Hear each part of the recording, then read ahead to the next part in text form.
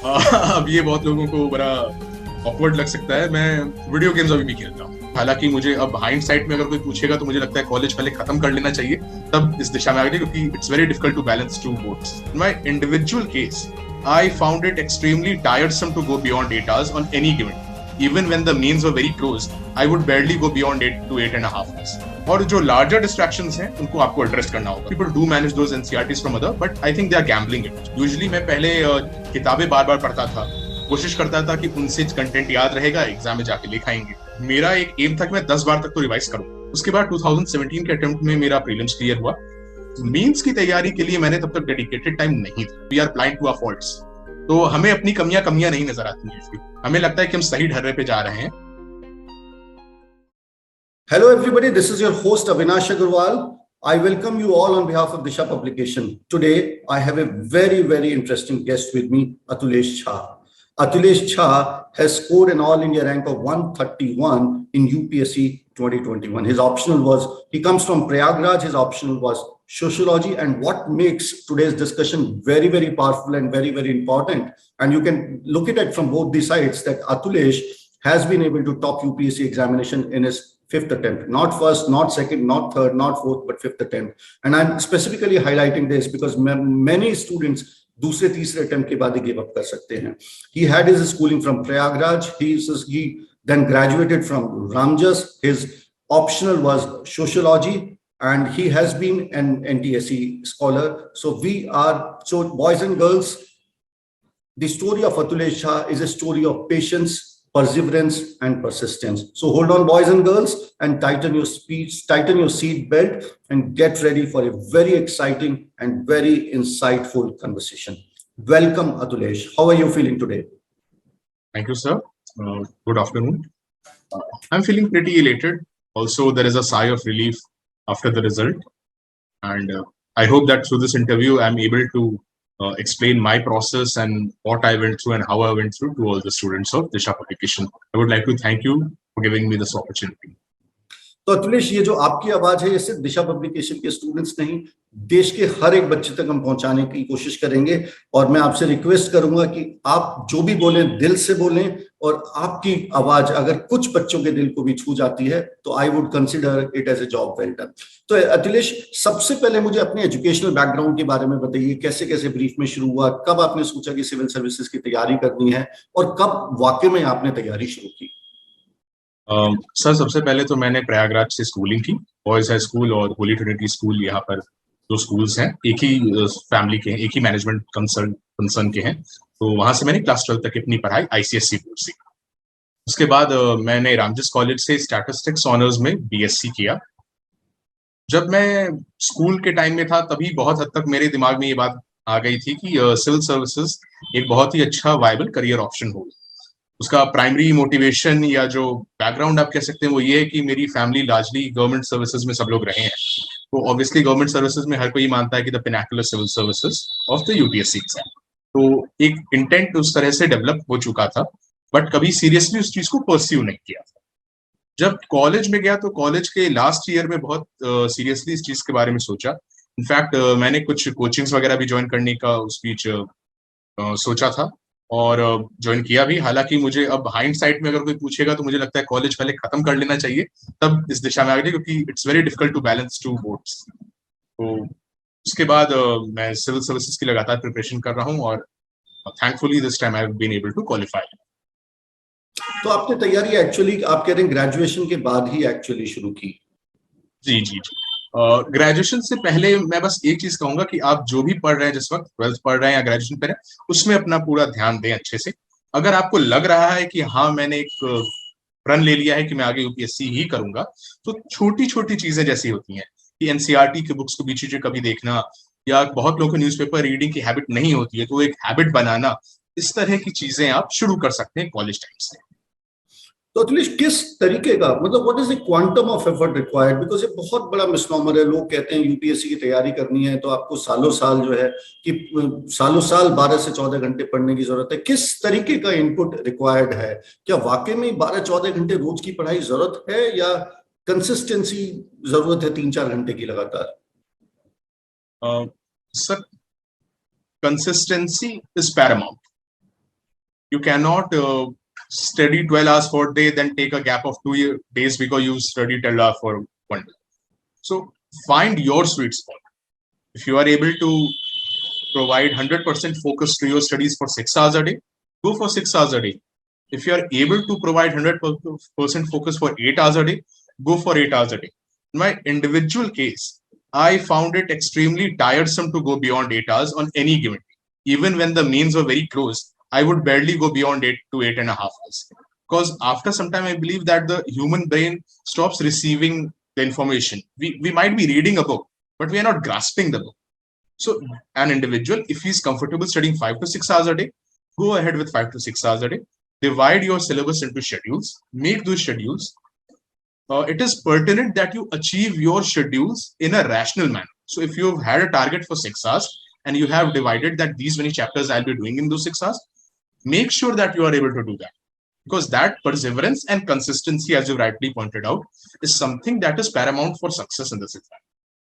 So one thing which is very coming out from the reply which you just said is that, rather than setting key, I will study 12 hours or 14 hours or 8 hours or 10 hours, what is more important than that is that you decide that this is what you intend to complete, and don't focus on the number of hours. Focus on that this is what I want to complete in those number of hours. So very, very important point.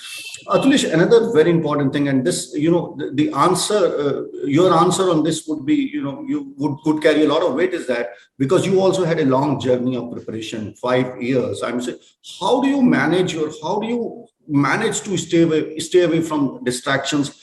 How do you manage yourself emotionally? Because, emotional balance and keeping yourself focused, concentrated, staying away from distractions, that is the biggest challenge. How were you able to do that?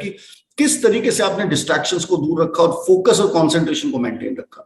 You cannot stay away from the normal routine of life for very long periods of time. However, you can try.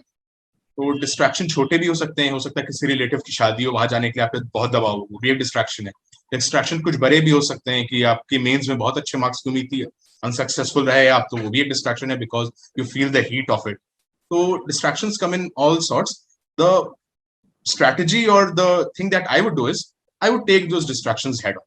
So if there are small distractions कि कहीं बाहर जाना ही है वो, तो I would simply avoid it unless and until I'm feeling very low and I really want to go out. I would never go out. कभी कभी हो सकता है 1-2 महीने में आप बाहर निकल जाइए, या कभी कभी आपने एक टाइम टेबल बनाया है, निकल सकते हैं. लेकिन बहुत डिस्ट्रैक्शंस को भी अगर आप मैनेज करके एक शेड्यूल में ढाल लेंगे तो वो डिस्ट्रैक्शंस नहीं होंगे. फिर there will be a positive break, क्योंकि हर दिन तो आदमी लगातार एक जैसे रूटीन मोनोटोनस हो जाएगा. वो भी एक जो कह सकते हैं ना, it will pull you back. तो इट इज इंपॉर्टेंट कि डिस्ट्रैक्शंस को आप इस तरह से मैनेज करें कि they are positive breaks which refresh you to again push for the studies further. और जो लार्जर डिस्ट्रैक्शंस हैं उनको आपको एड्रेस करना होगा. अगर आपके घर में किसी तरह का क्राइसिस है या कुछ है, तो it is better to address, क्योंकि अनफॉर्चुनेट कोई इंसिडेंट हो गया और आपके मन में है कि मैं घर पे फोन करके बात कर लूं या घर जाके एक बार देख आऊं, और अगर आपके पास अभी समय है तो बेहतर है घर जाके एक बार आप देख आए या फोन पे बात करके पूरी बात समझ लें, ताकि आपका मन चैन हो जाए फिर आगे पढ़ाई करें.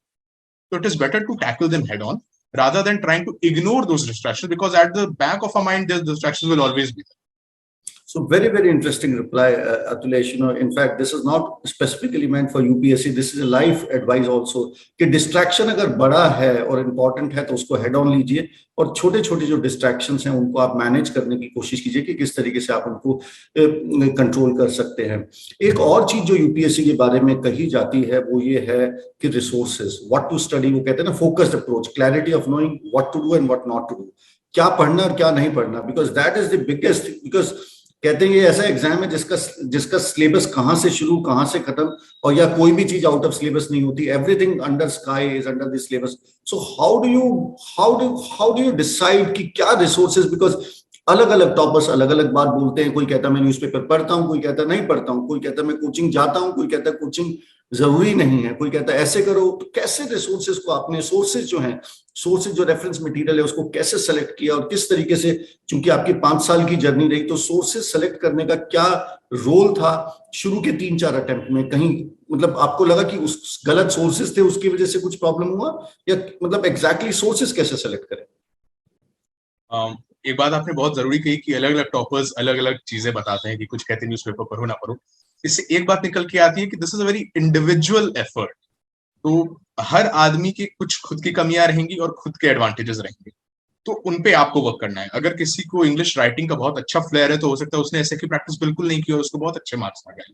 तो ये बात हम सबको समझनी पड़ेगी, जितने छात्र हमें देख रहे हैं, सुन रहे हैं, उनको भी समझनी पड़ेगी कि आपको अपना कंफर्ट जोन, अपनी कमियां ये बीच एग्जाम में पता चलती जाएंगी और उनको उस हिसाब से मैनेज करना है। तो अगर आपको न्यूज़पेपर पढ़ने की जरूरत महसूस होती है तो पढ़िए, नहीं महसूस होती है तो हो सकता है कि इसी मंथली बुकलेट या मैगजीन से आपका काम चल जाए। और in my very specific case, जैसे आपने कहा कि रिसोर्सेज की बात, तो रिसोर्सेज सबसे पहले तो एनसीईआरटीज आपको पढ़नी पड़ेंगी। You can, a lot of people do manage those NCRTs from other, but I think they are gambling it. There is no need to gamble because it is a very important decision when you have taken कि हम इस exam में, तो पूरा commitment के साथ आप एक बार तैयारी कीजिए। रिजल्ट क्या आएगा वो आपके हाथ में नहीं है, तैयारी आपके हाथ में। तो तैयारी आपको पूरा मन लगा के करना पड़ेगा। उसके लिए आप सबसे एनसीईआरटीज पढ़िए।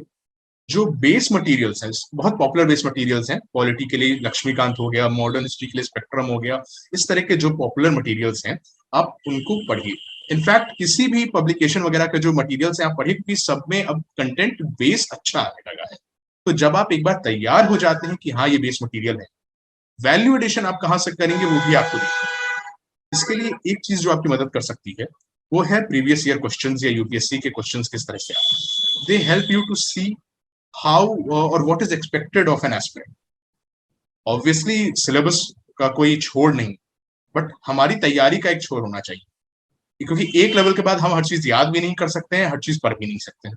तो कहाँ पे कितना फोकस करना है ये हमें ध्यान देना पड़ेगा तैयारी करते वक्त। मेरे रिसोर्सेज फर्स्ट और सेकंड अटेम्प्ट के बाद से मोर और लेस सेम रहते हैं। तो जो मेरा सुधार है या जो मेरी कमियां मुझे लगी स्टेप्स के बाद, वो रिसोर्सेज पर तो नहीं थी। और ज्यादातर लोग अगर रिसोर्सेज को लेकर बहुत परेशान है, तो मुझे लगता है वो परेशानी आपकी कुछ समय के बाद नाजायज है, क्योंकि रिसोर्सेज सबके लिमिटेड रहते हैं। हर टॉपर के ब्लॉग्स पे या उस पे आपको लगभग सिमिलर रिसोर्सेज ही मिलेंगे। स्ट्रैटेजी में ऊपर नीचे हो सकता है, बट रिसोर्सेज हम सबको पता है। और रिसोर्सेज पे बहुत ज्यादा परेशान मत, रिसोर्सेज के बियॉन्ड जाने की कोशिश कीजिए, वो ज्यादा इम्पोर्टेंट। बड़ी इंपॉर्टेंट एक बात जो निकल के आई, ये सभी स्टूडेंट्स को जो इस इंटरव्यू को सुन रहे हैं, कि जहां तक स्ट्रैटेजी की बात होती है, जो रिसोर्सेज की बात होती है, या किस तरीके से आप अपने टाइम को कितने सब्जेक्ट में कितना लगाते हैं, उसको हम स्टैंडर्डाइज नहीं कर सकते. That has to be customised according to your requirement. You know, I was speaking to a topper and I asked him the same question. And he said, sir, there are 800 students or 1,000 students who clear UPSC, and there are 1,000 strategies for cracking the UPSC examination. Her topper से आप सुने समझें, पर उसको अपने अनुरूप ढालने की कोशिश करें. बड़ा ही इंपॉर्टेंट पॉइंट ये निकल के आया है. तो जब हमारी बात हो रही थी रिसोर्सेज की, सिलेबस की, क्योंकि इसमें सिलेबस यूपीएससी में ऐसा है जिसकी विड्थ भी नहीं डिफाइन कर सकते और डेप्थ में नहीं डिफाइन कर सकते. It is, you know, generally क्या होता है, या तो विड्थ चाहिए होती है, डेप्थ चाहिए होती है, पर यहाँ पे विड्थ भी चाहिए और आपको डेप्थ भी चाहिए.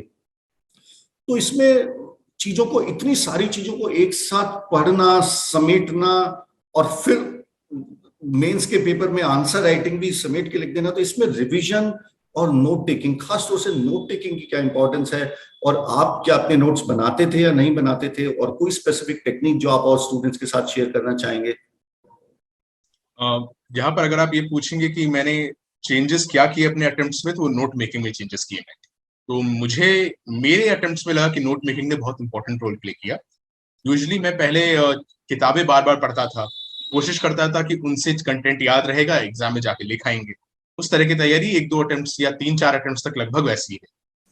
इस अटेम्प्ट में मैंने बहुत थरर नोट्स बनाए।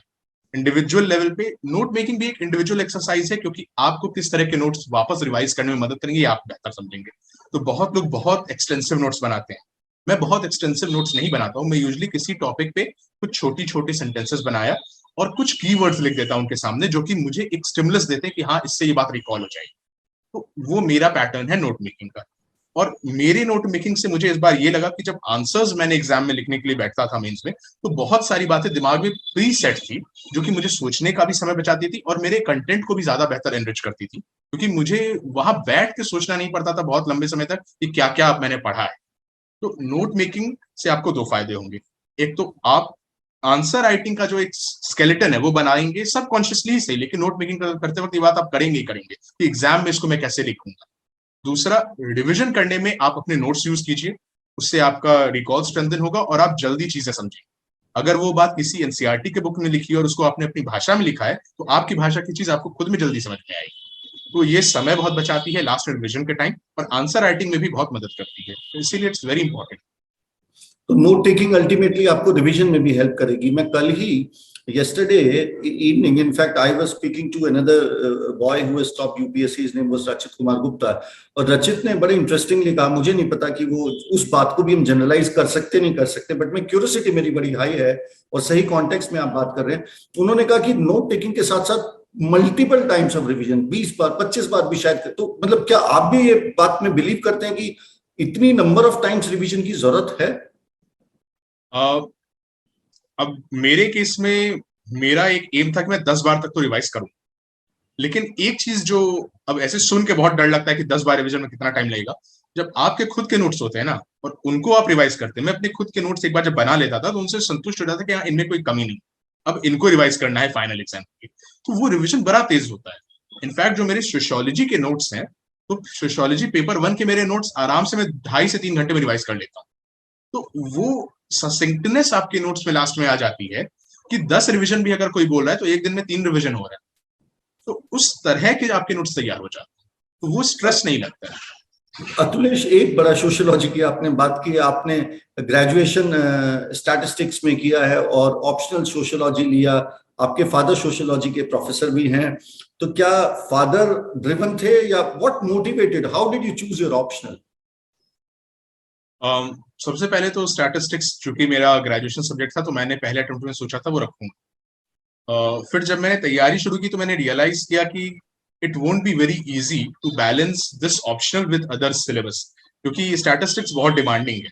डेरिवेशंस, थ्योरीज, उसका एक पेपर तो पूरा उसी पे चला जाता है, और वो आपको अच्छे से आना चाहिए।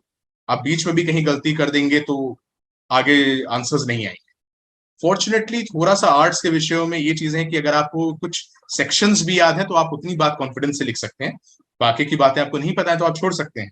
तो ये लग्जरी मुझे नहीं लगता कि जो टेक्निकल सब्जेक्ट्स है उनमें कई बार मिलता है। तो अगर आप बहुत कॉन्फिडेंट है किसी टेक्निकल सब्जेक्ट के साथ, तभी उसको ऑप्शनल बनाइएगा अपना।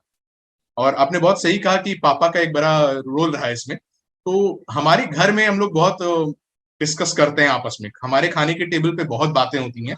तो मैं ये तो कभी नहीं कहूंगा कि सोशियोलॉजी के सब्जेक्ट के ऊपर विचार हुआ, लेकिन सोशियोलॉजिकल डिस्कशंस होते थे, और पापा के मुंह से हम लोग बहुत चीजें ऐसी सुनते थे जो हमको इस बात का कॉन्फिडेंस दिलाती कि हाँ, हमारी थोड़ी समझ है इस तरह।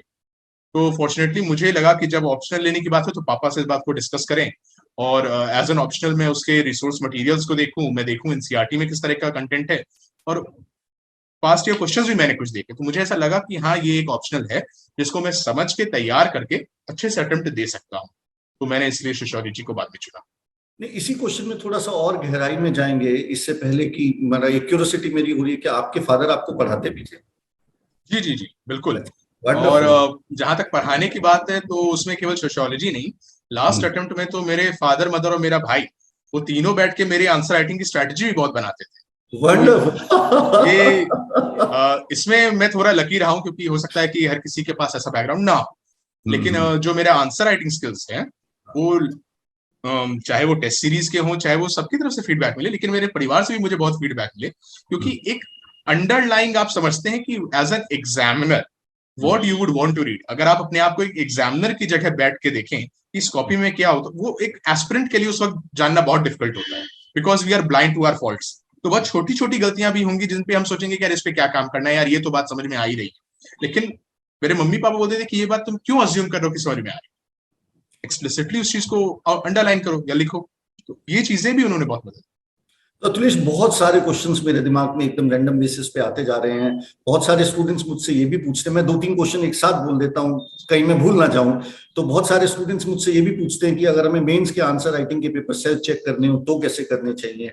दूसरी बात मैं ये जानना चाहूंगा, खासतौर से ऑप्शनल को चूज करके, ये बहुत बड़ा कंफ्यूजिंग, मतलब एक इसको मुद्दा बना दिया जाता है जैसे। और स्पेसिफिकली मैं अगर आपकी स्टोरी भी सुनूं तो, और आपसे एक न्यूट्रल पॉइंट ऑफ व्यू से स्पेसिफिकली, लेट्स फॉरगेट कि अतुलेश झा है, एक बार एक इंडिविजुअल, एक ऐसा बंदा है अतुलेश झा जिसने क्रैक किया है, बाकी स्टूडेंट कैसे चूज करें? बिकॉज हर स्टूडेंट के पास तो ये लिबर्टी या ये एक पावर नहीं होती कि उसके फादर या फैमिली उसको सपोर्ट कर सके, उसको मोटिवेट कर सके, उसके पेरेंट्स उसको गाइड कर सके सही डिसीजन में, या इस तरीके का कॉन्टेक्स्ट मिल सके, तो बाकी स्टूडेंट कैसे चूज करें? मैंने बहुत सारे स्टूडेंट से देखा कि ये सब्जेक्ट डिफिकल्ट है, इसमें स्कोरिंग इजी है, ये ज्यादातर टॉपर्स लेते हैं, इसमें मतलब ऑप्शनल कैसे जेन्युइनली चूज करना चाहिए? अभी तक जो मेरी राय बनी थी बहुत स्टूडेंट से बात करके, वो यही बनी थी कि जो आपका दिल कहे, जिसको आप इन डेप्थ जा सकते हैं।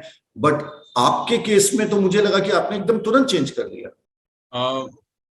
बहुत आपने सही बात कही कि बहुत माथापच्ची होती है एक तरह से, इसको समराइज किया जाए तो। और क्योंकि बहुत एक्सटर्नल इन्फ्लुएंसेस लोगों को लगते हैं, लोगों को लगता है कि इस बार के टॉपर ने इस सब्जेक्ट से टॉप किया, या इस साल इस सब्जेक्ट का नंबर चला गया।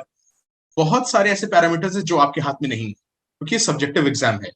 हो सकता है कि किसी साल किसी पेपर का एवरेज स्कोर लो हो सकता है वो पेपर टफ हो, या हो सकता है अनफॉर्चुनेटली उस साल जिन लोगों ने आंसर लिखा हो उस तरह से आंसर्स नहीं लिखे हो। तो ये दोनों संभावनाएं हैं।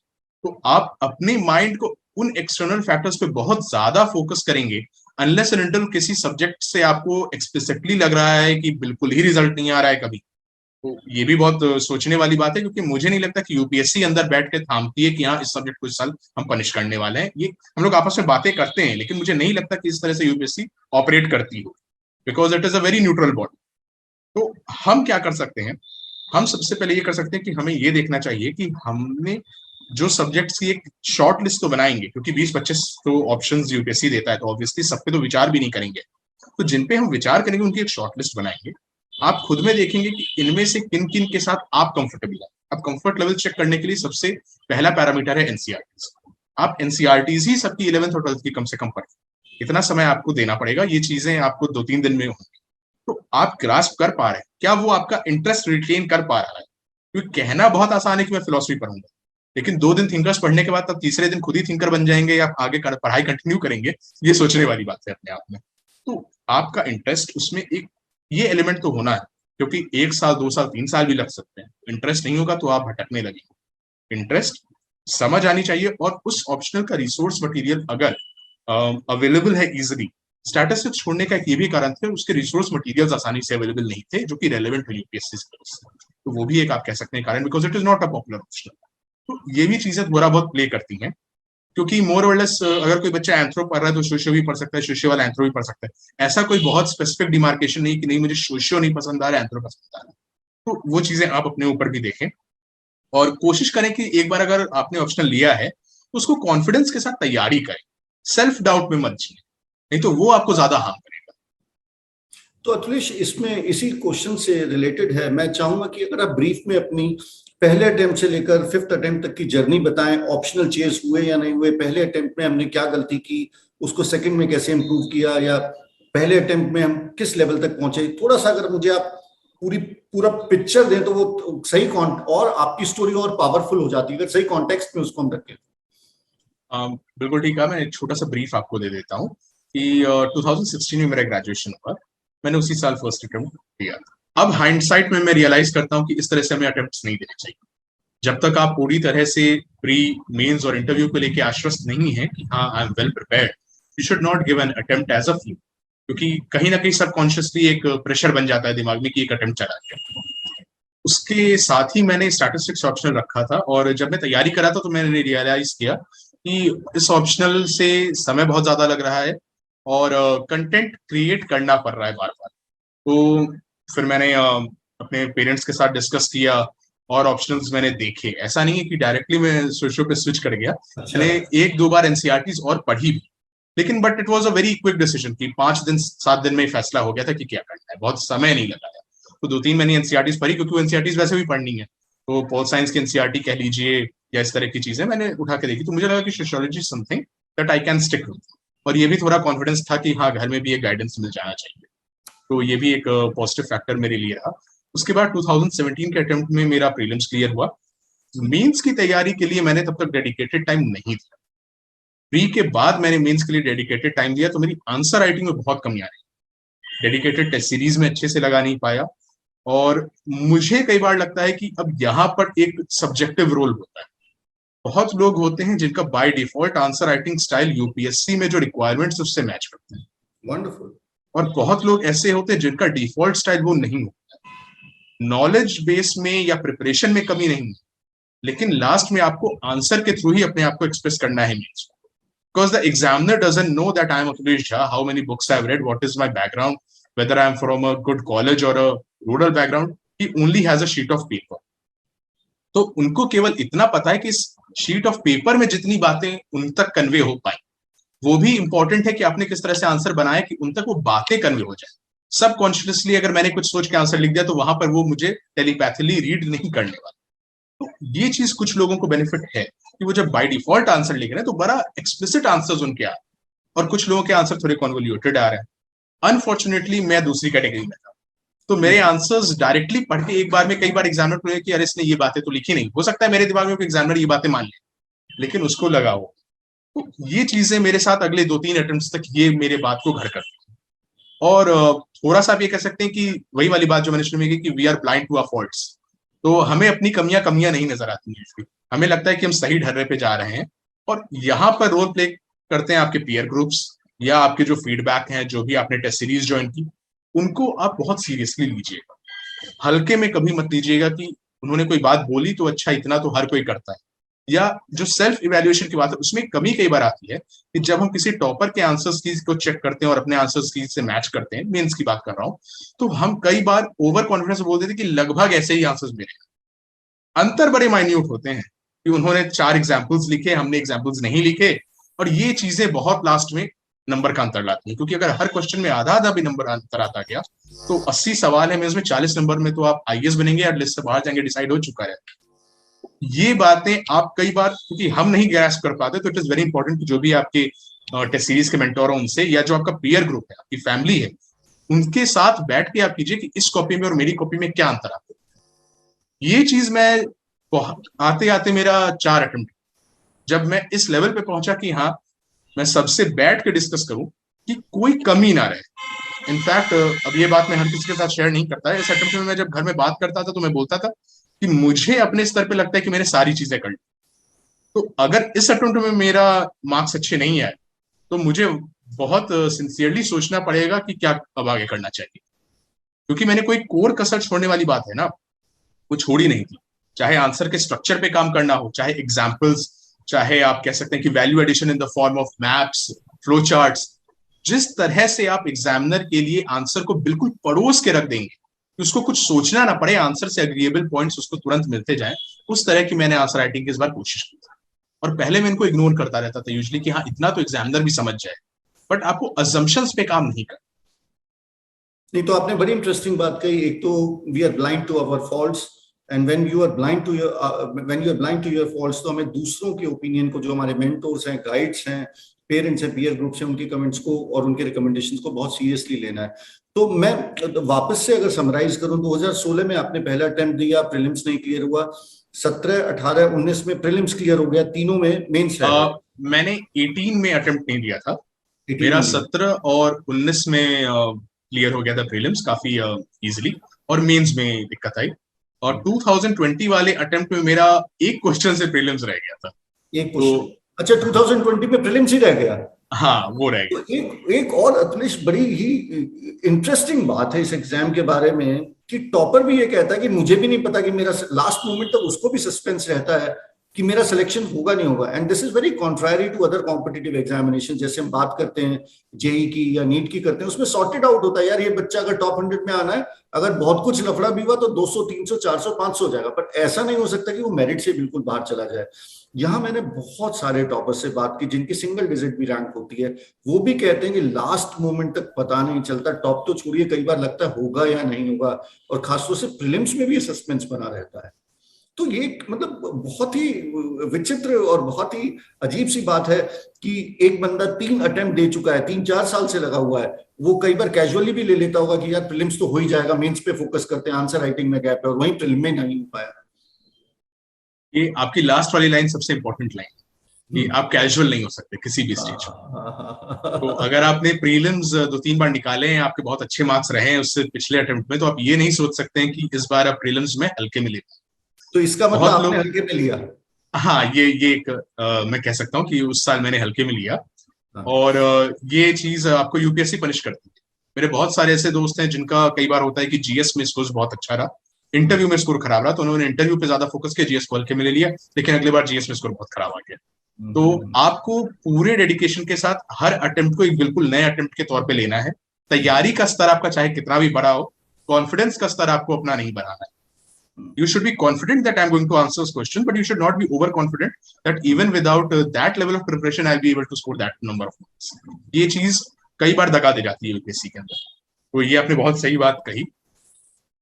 जहां तक एक दूसरी बात है कि किस तरह से हम ये प्रेडिक्ट करें कि क्या रैंक आएगी नहीं आएगी, तो इस एग्जाम में जो रैंक डिसाइडिंग फैक्टर्स, वो हमारे मेंस के पेपर हो, वो हमारा ऐसे हो, वो हमारा इंटरव्यू हो, सब्जेक्टिविटी एग्जिस्ट करती है उसमें।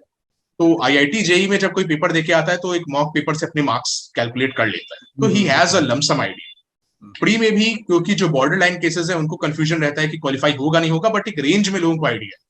जैसे अगर पिछले 2-3 साल के पेपर देखे, अगर किसी का 110 क्रॉस हो रहा है तो वो कॉन्फिडेंट है कि हाँ मेरा क्लियर हो। हाँ, जिसका 90s में है वो थोड़ा डाउट, सेल्फ डाउट में रहते हैं, वो हो भी सकता है क्योंकि वो रेंज की बात है। लेकिन मेंस और इंटरव्यू में ये सेल्फ डाउट और बढ़ जाता है क्योंकि सब्जेक्टिविटी वहां बहुत बढ़ जाती है। और ये सब्जेक्टिविटी, क्योंकि सारे पेपर्स आपके सब्जेक्टिव हैं, आपको पूरा आंसर्स लिखने हैं, ये चीज शायद आईआईटी जेईई और इस तरह के एग्जाम्स में नहीं इतनी उभर के आती है। तो इसीलिए ये बहुत ही लाजमी है कि इस तरह से हम इस एग्जाम को व्यू करें।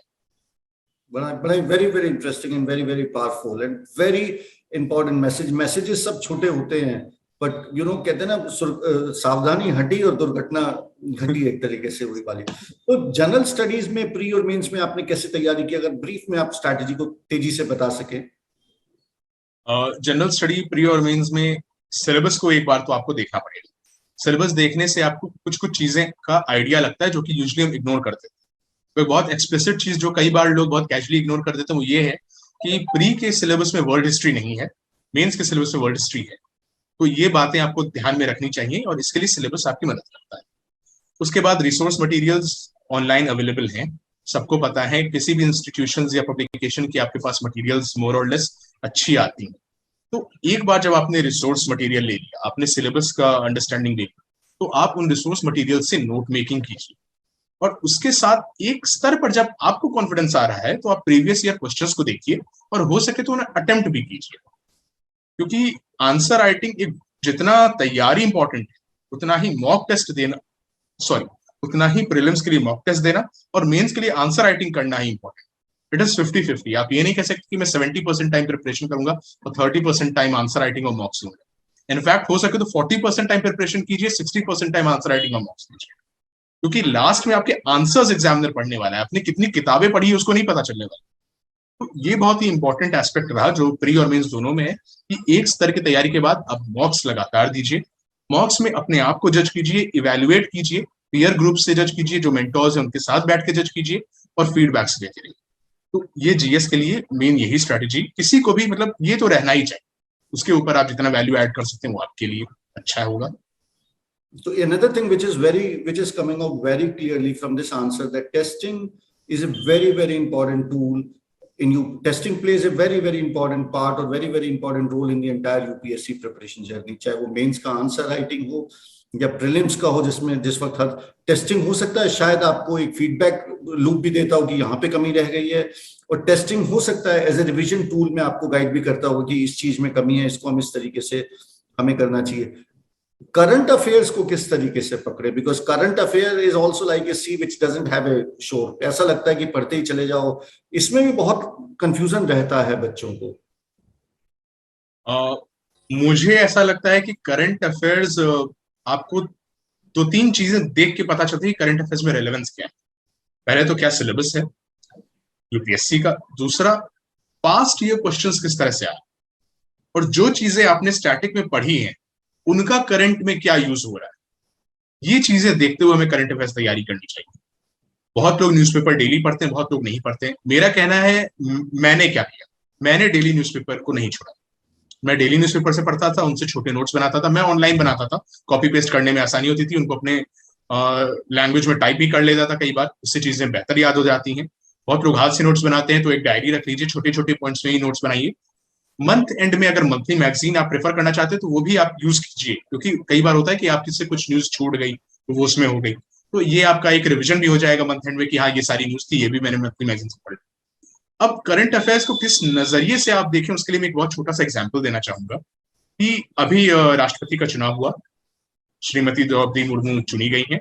तो हमारे लिए न्यूज ये नहीं है कि कौन सी पार्टी ने किसको वोट दिया या उनके कितने वोट्स कौन से स्टेट से आए। हमारे लिए न्यूज ये है कि राष्ट्रपति का चुनाव किस संविधान की धारा के अंतर्गत होता है, कौन सा आर्टिकल यूज होता है, उसका जो कैलकुलेशन है उसका तरीका क्या है, क्या वो संविधान में दिया हुआ है या अलग से डिसाइड करते हैं। इलेक्शन कमीशन वहां पर रिटर्निंग ऑफिसर किसको अपॉइंट करता है। हमारे लिए करंट अफेयर्स में न्यूज ये होनी चाहिए। तो अगर कोई हम करंट अफेयर्स की न्यूज देख रहे हैं या कहीं पे सरकार बनी या सरकार गिरी, तो आर्टिकल कौन सा यूज हुआ या कौन सा शेड्यूल 10 का क्या रेलेवेंस है उसमें, ये चीजें हमारे लिए करंट अफेयर से रिलेटेड। तो स्टैटिक जो है वो सिर्फ स्टैटिक कहलाने के लिए नहीं है, उसका करंट में यूज हो रहा है। जो इकोनॉमिक्स की स्टैटिक नॉलेज है वो आए दिन यूज होती है कि मुद्रास्फीति दर जो रेपो रेट है ऊपर नीचे हुआ, आरबीआई ने कोई नई फैसिलिटी लॉन्च की और वो फैसिलिटी का अंडरलाइंग जो इकोनॉमिक पैरामीटर्स उन पे क्या असर पड़ा, ये हमें समझना पड़ेगा। तो स्टैटिक का नॉलेज को आप करंट अफेयर्स से सेपरेट करके बैठ जाएं, ये पॉसिबल नहीं।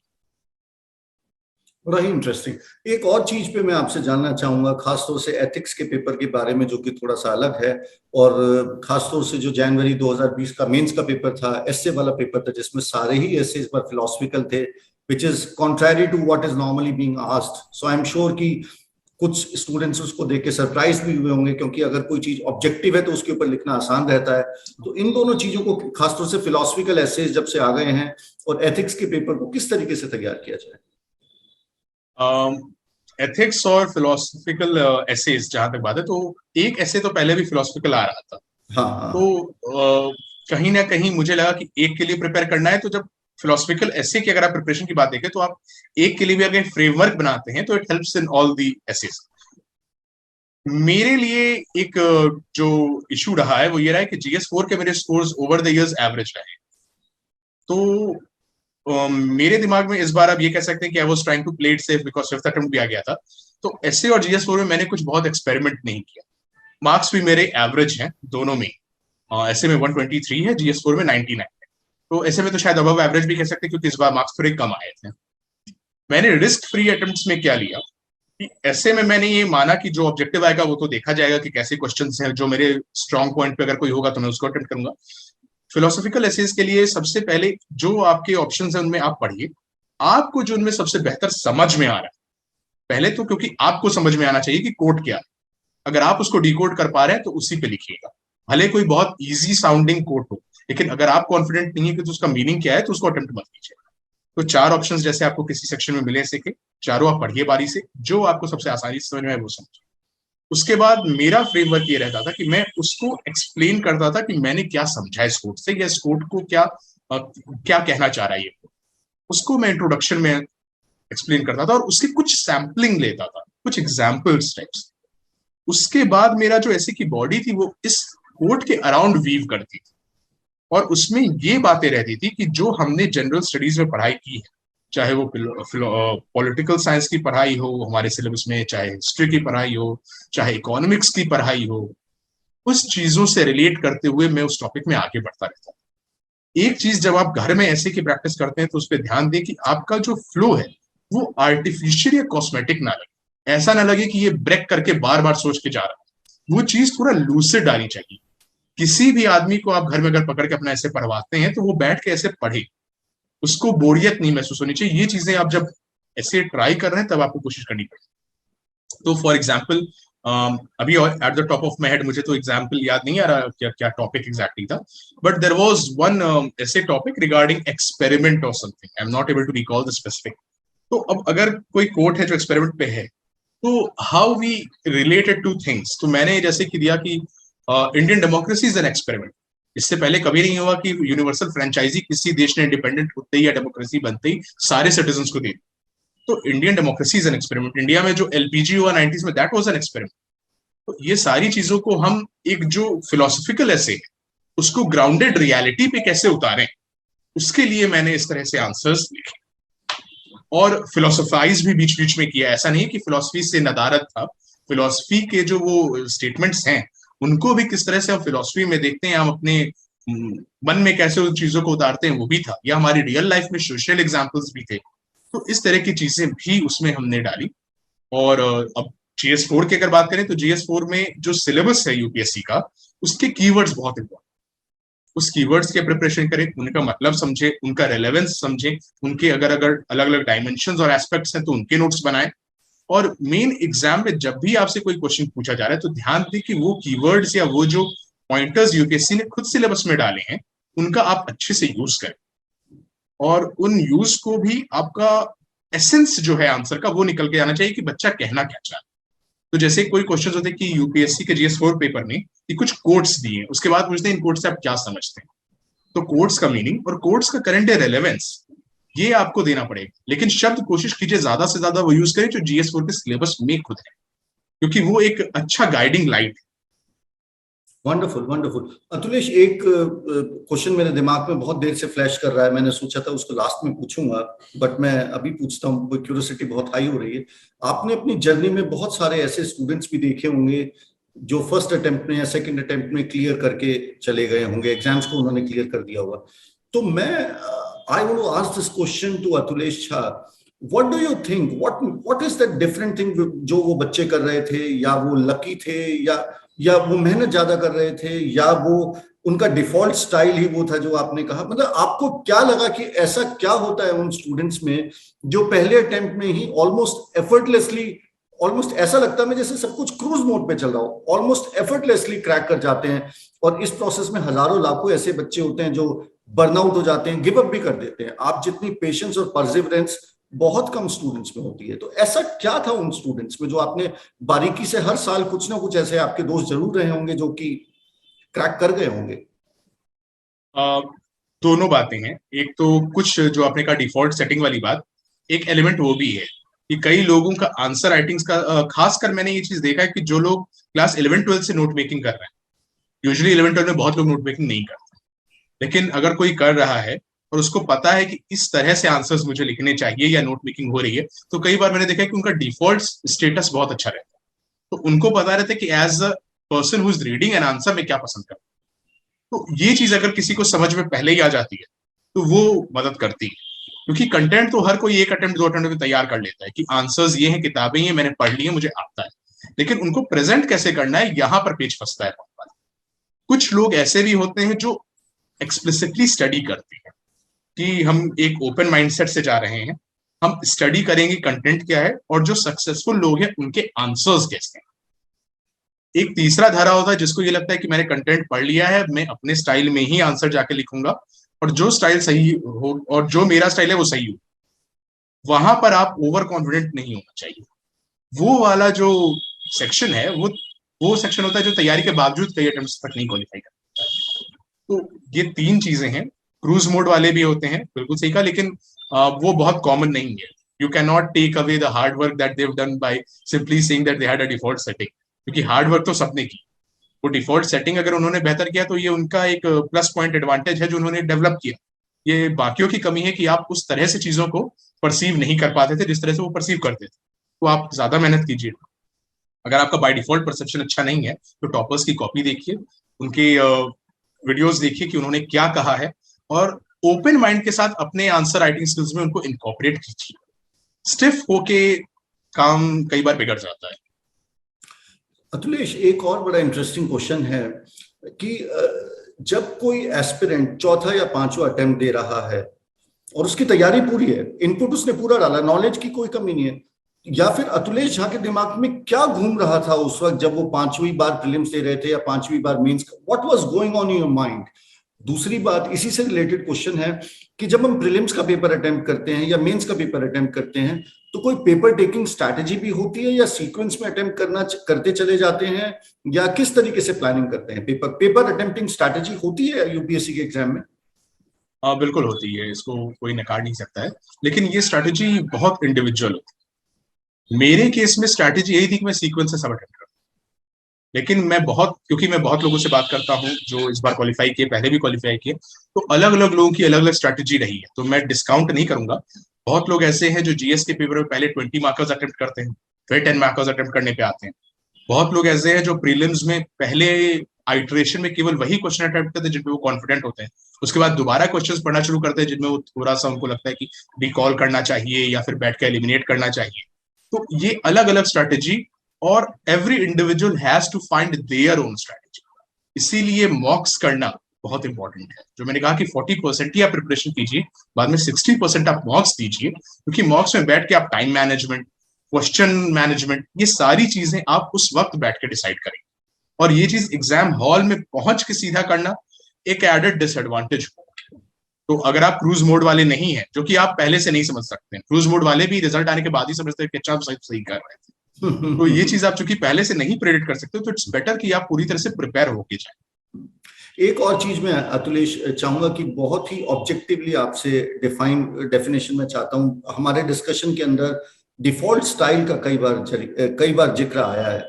मैं चाहूंगा कि आप ब्रीफ में बड़े ही ऑब्जेक्टिव तरीके से आप क्या सोचते हैं, what is the definition of a default style, और what do you think is the default style to crack the UPSC examination, clear example में, ताकि लिसनर्स इसको बारीकी से समझ सके। मुझे जो चीजें लगी, जो मैंने उनको देखा, जो उन्होंने 1 या 2 अटेम्प्ट में क्वालिफाई किया है, आप जब आंसर राइटिंग करते हैं, देखिए कंटेंट के लिए मेहनत तो हर किसी को करना पड़ेगा। अगर आप उसमें ढीले हो रहे हैं, उसमें कमी कहीं आ रही है, तो आप पहले वो एड्रेस करना पड़ेगा। तो डिफॉल्ट मोड में जो चीजें आपको करनी है, आपको पहले तो सारे जो बुक लिस्ट हैं, रेलेवेंट बुक लिस्ट सारे, मतलब ये नहीं कि बहुत बड़ी बुक लिस्ट है, उसको आपको अच्छे से याद करना पड़ेगा, उसके नोट्स बनाने पड़ेंगे, और आपको उसको रिविजन करके याद करना पड़ेगा। तो जब ये चीजें आपने कर ली, इसके बाद फिर आप आइए आंसर राइटिंग। आंसर राइटिंग में 2-3 बातें जो आपको सामने से याद रखनी पड़ेंगी। जितना क्वेश्चन में पूछा है, जितने सबसेक्शंस पूछे हैं, उन सबको और केवल उन्हीं को आपको एड्रेस करना। You can not beat around the bush, you can not talk what you know, you can only talk what is asked in the answer. कई बार हमें लगता है यूपीएससी का एग्जाम है तो जितना नॉलेज है लिख दे, 2 पेज पढ़, वो नहीं करना। एक तो 2 पेज अपने आप में यूपीएससी ने बहुत लिमिटेड स्पेस दी है, और यूपीएससी ये एक्सपेक्ट कर रही है, एक तरह से यूपीएससी का ये सिग्नल है कि आप भी उतना ही लिखें जितना रेलेवेंट है। तो ये चीजें बहुत बार हम लोग कई बार शुरू में समझ नहीं पाते।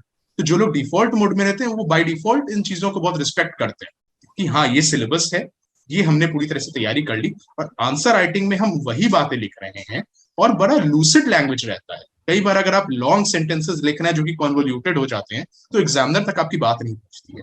आप एग्जाम्पल्स लिखना कई बार छोड़ देते हैं, आप कोई भी फ्लो चार्ट या मैपिंग के थ्रू बात नहीं समझाते हैं, जो कि कई बार आपका टाइम भी बचाती है और आसानी से बात भी कन्वे करती है। तो ये चीजें मैंने देखा है कि जो लोग डिफॉल्ट मोड की, मैं जैसे बार बार बात उठ रही है, तो उन्होंने इन चीजों की कमी नहीं रहती है। ये चीजें कई बार हमें नॉलेज होने के बाद भी अपने अंदर लानी पड़ती है, वो चीजें वो पहले से कर रहे हो। तो ये चीज बहुत इंपॉर्टेंट है समझना कि अगर कोई पहले 1-2 अटेम्प्ट में देना चाहता है कि हाँ मैं वेल प्रिपेयर्ड अटेम्प्ट दूं, तो आपके अंदर ये चीजें तो होनी चाहिए। और we do not want to accept this, but procrastination बहुत है इस एग्जाम को लेके। तो पहले 1-2 अटेम्प्ट तक तो लोग बहुत हल्के में तैयारी भी करते हैं। तो भले घर पे हम ये कई बार बोल दें कि हाँ मैंने ये सारी बुक्स पढ़ ली हैं, लेकिन जब तीसरी बार पढ़ने बैठते हैं तो भी लगता है कि यार बहुत ऊपर से पढ़। तो ये चीजें नहीं चली। इसीलिए नोट मेकिंग इंपॉर्टेंट, क्योंकि जब आप नोट बनाते हैं तब उतनी गहराई से आप कभी पढ़ाई नहीं कर रहे थे जितनी आप नोट मेकिंग के टाइम। तो एक चीज बड़ी क्लियरली निकल के आ रही है लास्ट के 45 मिनट्स के डिस्कशन में, note making. If I was to ask you what is that one secret or what is the most important aspect of a UPSC preparation, तो मुझे तो आपकी बात से note making ही समझ में आ रही है। क्या मैं सही कह रहा हूँ या गलत कह रहा हूँ? नहीं, आपकी बात बिल्कुल ठीक है। जहां तक मेरा एक्सपीरियंस रहा है, तो अगर शायद मैं लास्ट अटेम्प्ट में, ये जो 5th अटेम्प्ट है, इसमें इस तरह से नोट मेकिंग नहीं करता और उस आधार पर रिविजन और आंसर राइटिंग नहीं करता, हो सकता है मेरे रिजल्ट्स इतने अच्छे नहीं होते। ये मेरा पर्सनल एक्सपीरियंस है। और लेकिन यहाँ पर फिर मैं कहूंगा, अलग लोगों का अलग एक्सपीरियंस होता है, हर किसी की तैयारी होती है। जैसा मैंने कहा कि स्ट्रैटेजी है, प्रिपरेशन एक अपनी जर्नी है, वो हर जर्नी को हम हर जर्नी को स्टैंडर्डाइज नहीं कर सकते। This is the path on, it has to be customised depending upon the situation, depending upon your talent and depending upon what you like. Last के क्विकली 2-3 क्वेश्चन। इंटरव्यू से related कोई interesting किस्सा, कहानी, जब आप गए होंगे वहां पे इंटरव्यू देने, तो बहुत सारे स्टूडेंट्स आपको ऐसे भी मिले होंगे जो कहीं ऑलरेडी सर्विस कर रहे होंगे, जो 2 बार इंटरव्यू दे चुके होंगे, या कोई इंटरेस्टिंग चीज हुई इंटरव्यू के दौरान? इंटरव्यू का एक्सपीरियंस मेरा काफी, कह सकते हैं, ब्लैंड अनहैपनिंग रहा। मार्क्स भी काफी ब्लैंड ही है अनफॉर्चुनेटली। अगर थोड़े मार्क्स ऊपर होते तो और काफी ज्यादा बेहतर रैंक हो सकती थी। बट एनीवेज, इंटरव्यू के अंदर जो चीजें मुझे कुछ लगी वो ये है कि कॉन्फिडेंस अपने आप में रखना बहुत जरूरी है, and don't over play it and don't under play it. दोनों बातें हैं, आपको जितनी बातें पता है कॉन्फिडेंस के साथ आप उतनी ही बातें रखिए, ज्यादा भी मत बोलिए, कम भी मत बोलिए। और इंटरव्यू के दिन को आप अपने आप को कम मत आंकिए, ताकि आपके अंदर कॉन्फिडेंस कम ना हो। वो काम उनका है, आपको आंकने का काम उनका है। आप अपने आप को सेल्फ इवेलुएट मत कीजिए, सेल्फ डाउट में मत रहिए। आपके लिए इंपॉर्टेंट है कि वहां पर उतने आंसर्स आप जाके दें जो आपको पता है, कॉन्फिडेंस के साथ दें, और किसी भी चीज पे बैकफुट पे मत आए। तो ये चीजें हम अपने तरफ से ध्यान में रख सकते हैं। बाकी तो it is the most subjective phase of the examination, and no one can really predict what is going to happen once you are inside. तो आपने एक बार बोला ब्लेंड रहा इंटरव्यू का एक्सपीरियंस, मतलब क्या इस बात का, ब्लेंड का मतलब क्या, मतलब अच्छा नहीं हो पाया या कुछ फ्रीक्वेंसी मैच नहीं कर पाई या मजा नहीं आया? हाँ, ये फ्रीक्वेंसी, रुखा रुखा सा रहा एक तरीके से। ये फ्रीक्वेंसी वाली बात पे आप ज्यादा जा सकते हैं, क्योंकि बहुत फैक्चुअल सा इंटरव्यू था और बहुत उन्होंने कुछ प्रोब उस तरह से नहीं किया। अब ये उनके क्योंकि इट इज देयर प्रेरोगेटिव कि वो क्या पूछना चाहते हैं, नहीं पूछना चाहते हैं, ये उनके ऊपर है। बट जब मैं इंटरव्यू रूम से बाहर आया तो मुझे लगा कि हाँ, बहुत स्ट्रेट फॉरवर्ड क्वेश्चंस थे। मैंने उनका स्ट्रेट फॉरवर्ड आंसर दिया। There were no high points और लो पॉइंट्स, तो मैं एवरेज स्कोर एक्सपेक्ट कर रहा था। अनफॉर्चुनेटली स्कोर्स उतने भी अच्छे नहीं रहे जितना मैं एक्सपेक्ट भी कर रहा था। तो उनका नजरिया है, there is no two ways about it. आपके लेजर टाइम में क्या करते हैं, या किस तरीके से अपने आप को रीजनरेट करते हैं, या किस तरीके से अपने आप को, क्योंकि इसमें बैलेंस रखना भी बहुत ज्यादा जरूरी है। It is not only about working hard, you have to balance yourself also. तो वो किस तरीके की एक्टिविटीज हैं, what is that you do in your leisure time? अब ये बहुत लोगों को बड़ा ऑकवर्ड लग सकता है, मैं वीडियो गेम्स अभी भी खेलता हूँ। नहीं नहीं, बहुत खेलते हैं वीडियो गेम्स। हाँ, लेकिन लास्ट ईयर मैं थोड़ा इंटरप्ट करूंगा, एक यूपीएससी के टॉपर से मैंने इंटरव्यू किया, तो उसने कहा video games, playing video games was played a very important role in my UPSC success, UPSC journey. मैं सक्सेस का श्रेय तो उसको नहीं दूंगा हालांकि, बट ये जरूर कहूंगा कि इट वाज। और आपको ऐसे गेम्स नहीं खेलने जो आपको एडिक्ट करते हैं। अगर आपको लग रहा है कि गेम से आपको एडिक्शन हो रहा है तो डिलीट कर दीजिए। तो वो चीज आपके कंट्रोल में रहनी चाहिए। कोई भी डिस्ट्रैक्शन हो सकता है, you can be talking to your friends, you can be sitting down and discussing things with your family, you can be going out for a stroll. आप हो सके तो कोई जिम ज्वाइन कर लीजिए, बट बहुत हैवी जिमिंग मत कीजिएगा। इस तरह की जिम नहीं कि आके थक गए, पढ़ाई नहीं हो रही है। बहुत हल्की चीजें आप कर सकते हैं। तो थोड़ा सा एक छोटा सा सोशल सर्कल आप बना सकते हैं अगर आप एक सोशल इंडिविजुअल हैं। तो ये चीजें आपको देखनी है। एक चीज ध्यान में रखना है कि जो मैंने शेड्यूल या टाइम टेबल अपने लिए बनाया है वो कॉम्प्रोमाइज ना हो। उसके अलावा अगर कोई चीज से आपको मन हल्का होता है, दोस्तों से बात करके या मूवी देख के या कहीं बाहर टहलने से, वो चीजें आप कीजिए। तो मेरा जो वीडियो गेम का टाइम था वो एक दिन में आधे घंटे से जो ज्यादा नहीं था। तो ये भी बहुत बड़ी बात है। बहुत लोग खेलना बैठते हैं तो 2 ढाई 3 घंटे तक खेलते चले जाते हैं, तो वो भी नहीं करना है, क्योंकि video game is very extensive. आपकी आंखों पे बहुत जोर पड़ता है, आपको थकान बहुत महसूस होती है। तो ये चीजें ध्यान में रखने वाली हैं कि वो लेजर टाइम लेजर के तौर पे जाए, आपका प्राइमरी टाइम ना बन जाए।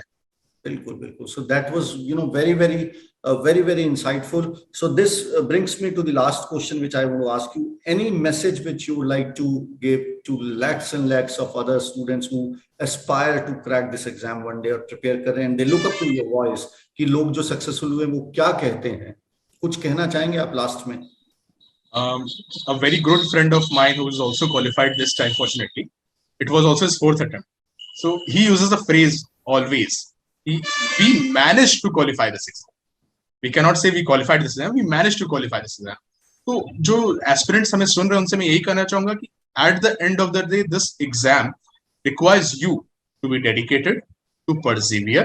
क्योंकि nature of job भी वही, यूपीएससी जानती है कि फील्ड में भी आपको वैसे ही काम करना है।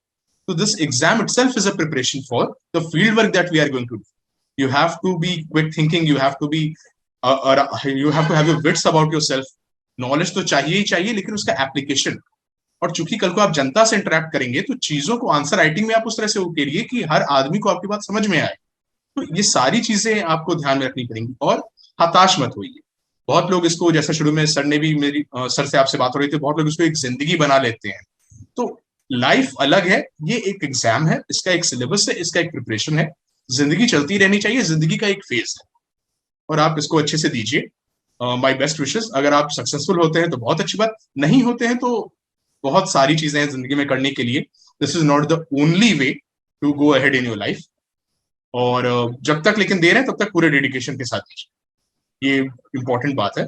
Thanks a lot, Akhilesh. It was very, very wonderful, very, very exciting. It was a unique learning experience. And what you discussed in the last 45 minutes, many of those principles are not important only in UPSC preparation, but they, they are equally applicable in our real life also. तो इसके साथ ही हम सभी लोगों की तरफ से, entire दिशा publication की फैमिली की तरफ से, सभी एस्पिरेंट्स की तरफ से आपको बहुत बहुत बेस्ट विशेस। आपके जोश, जज्बे और जुनून की कहानी हमने सुनी और मैं उम्मीद करता हूं कि आपके दिल से निकली हुई आवाज लाखों दिलों पे पहुंचेगी और उनकी तैयारी में जरूर ना जरूर कुछ फर्क लेके आएगी। Thank you, bye bye and all the best. Thank you sir, bye bye.